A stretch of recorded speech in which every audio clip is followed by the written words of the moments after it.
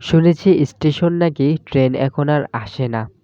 তাই আমি এটার ইনভেস্টিগেশন করার জন্য আমি যাচ্ছি এয়ারপোর্ট। কী কারণে ট্রেনটা আসছে না সেটা তো দেখতে হবে। আর সেটা দেখার জন্যই আমি এখন যাব এয়ারপোর্ট। আর এয়ারপোর্ট থেকে একটি প্লেন নেব, আর সেটা নিয়ে আমি সাই করে চলে যাব রেল স্টেশন।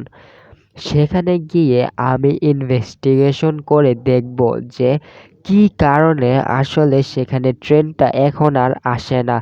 তো সেজন্য আমি এই প্লেনটা নিয়ে চলে যাচ্ছি এয়ারপোর্ট। না, এয়ারপোর্ট না, সরি, এটা হবে স্টেশন। এই যে আমি স্টেশন চলে এসেছি, কিন্তু ট্রেনটা কোথায়? এখান থেকেই তো ট্রেনটা ছাড়ে। এখন তো দেখতে পাচ্ছি না। কোথায় গেল ট্রেনটা? ও নো!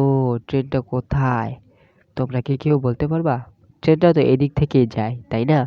তাহলে আজকে কেন যাচ্ছে না? এটার পিছনের কারণটা কি? ট্রেনটা কি গায়েব হয়ে গেল? এটার কি হলো? কে নিয়ে গেল? নাকি এটা হাওয়ায় মিলিয়ে গেল? নাকি এটা কেউ কিডন্যাপ করেছে? কি হয়েছে আসলে? এটার পিছনের কারণটা কি? ইনভেস্টিগেশন করতে হবে। আমাকে এটা বের করতেই হবে যে এটার পেছনের কারণটা কি। Oh no! আমার প্লেনে কেউ অ্যাটাক করছে। Oh no! Oh no! Oh no! আমাকে তো পুরো শেষ করে দিছে অ্যাটাক করে। আমি হাল ছাড়ার পাত্র নই। আমি আবারও রুখে দাঁড়াবো। আমি আবারও ফিরে যাব। অপরাধী যতই চালাক হোক না কেন, তারা একটা না একটা ক্লু নিশ্চয়ই ছেড়ে যায়। আর সে ক্লুটা কি, সেটাই আমাকে এখন খুঁজে বের করতে হবে। ট্রেনটা এখান থেকে গায়েব করলো তো করলো কে? আচ্ছা, এর পিছনে কে দায়ী হতে পারে? মোটু পাতলুর মধ্যে যে জন কাড্ডন আছে, সে কি এই কাজটা করেছে? নাকি অন্য কেউ করেছে? এর পিছনের কারণটা কি? আরে নো! আমাকে মনে হয় আবারও অ্যাটাক করছে। আরে না! ও শিট! রাস্তার মধ্যে মনে হয় রোড ব্রেকার লাগিয়ে রেখেছে, যার কারণে আমার গাড়িটা রুখে গিয়েছে আর আমি গাড়ি থেকে পড়ে গিয়েছি। আরে না! এই অপরাধী তো যেমন তেমন অপরাধী না। একে তো ছাড়া যাবে না, কোনোভাবেই ছাড়া যাবে না। এর পেছনের মাস্টার মাইন্ডকে সেটা খুঁজে বের করতেই হবে। কে হতে পারে এটার পেছনের মাস্টার মাইন্ড? আরে দেখো, আমার শরীরে হালকের মতো শক্তি এসে পড়েছে। আমার এক লাথিয়ে পুরো প্লেন, হ্যাঁ, জায়গা থেকে হিলে গেছে। তো প্লেন নিয়ে এখন আবার যাব আমি রেল স্টেশন। দেখতে হবে এই কাজটা কে করলো।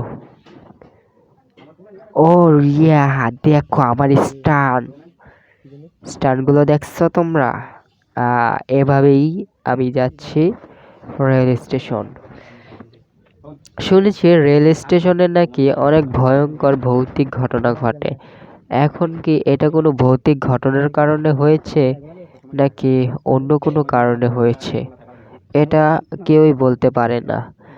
আর আমি স্থানীয় অনেক লোকজনকেই আমি জিজ্ঞাসা করেছি যে এখান থেকে ট্রেনটা আসলে গায়েব হলো তো হলো কিভাবে। কেউ এটার সদুত্তর দিতে পারেনি। আর আমিও কারো কাছ থেকে এটার সদুত্তর আমি পাবো বলে আশা করিনি। কেননা অপরাধী কোনো সময় তার নিজের ব্যাপারে কারো কাছে কোনো কিছু বলে না।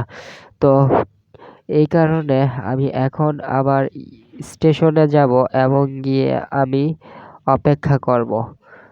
আমি আমার এক পরিচিত বন্ধুকে বলেছি যেন সে এয়ারপোর্টের যে সিকিউরিটি গার্ড আছে তার সাথে কথা বলে যেন তার ভাইকে বলে ট্রেনটা ফিরিয়ে দিতে।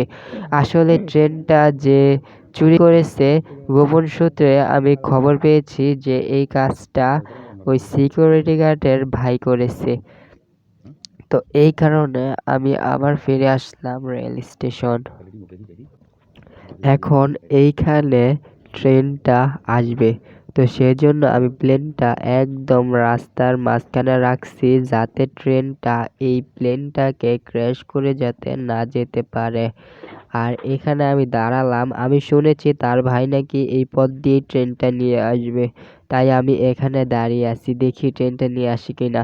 যদি ট্রেনটা না নিয়ে আসে তাহলে ভাই আমি সত্যি কথা আমি হাল্ক হয়ে তাকে থার্বা দিয়ে তার মাথাটা আমি পুরোই আহ, চেটকিয়ে দেব কিংবা লেটকিয়ে দেব। আমি হাল্ক হয়ে তাকে চাপড়িয়ে চাপড়িয়ে খতম করে দেব, মারতে মারতে লাল করে দেব। ও নো, দেখো বন্ধুরা, ট্রেনটা অবশেষে সে নিয়ে এসেছে।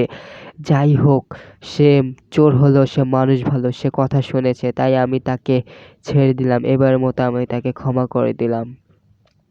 তো বন্ধুরা, ভিডিওটা যদি ভালো লেগে থাকে একটা লাইক করে দিও, কমেন্ট করে জানিয়ে দাও তোমরা কি এটার পার্ট 2 দেখতে চাও। এই ক্রাইমের পিছনের আসল মাস্টার মাইন্ডকে, এটা কি তোমরা জানতে চাও? তাহলে কমেন্ট করে বলে দাও পার্ট 2। আর ভিডিওটা এই পর্যন্তই আজকে থাক। একটা সাবস্ক্রাইব করে তোমার ভালোবাসাটা জানিয়ে দিও।